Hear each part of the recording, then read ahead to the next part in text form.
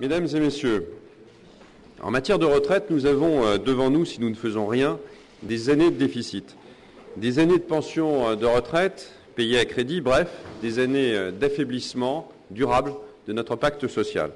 Cette réalité, le gouvernement a choisi de la regarder en face. Sauver notre système de retraite est un impératif. C'est, pour notre génération, une véritable obligation morale, et je pèse mes mots. Cette réforme, le président de la République, le Premier ministre et le gouvernement l'ont construite avec deux exigeantes, être responsable et être juste. Être responsable d'abord, c'est dire aux Français que si l'on veut mettre fin au déficit de nos régimes de retraite, travailler plus longtemps est inéluctable.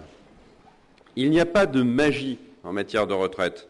On ne peut pas promettre qu'on peut à la fois travailler moins longtemps, augmenter les pensions et ne plus avoir de déficit.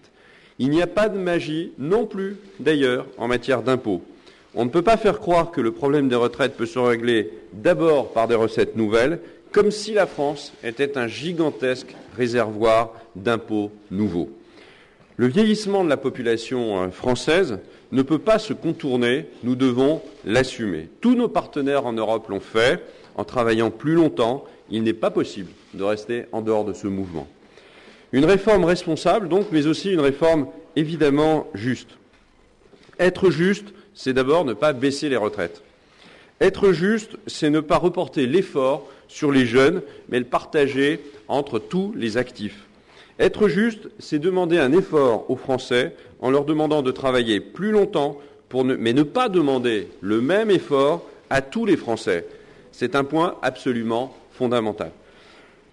Être juste, c'est considérer que ceux qui ont plus de moyens que les autres doivent contribuer plus que les autres au financement de nos retraites. Mesdames et messieurs, avant d'entrer dans le détail de cette réforme, je voudrais préciser encore deux choses.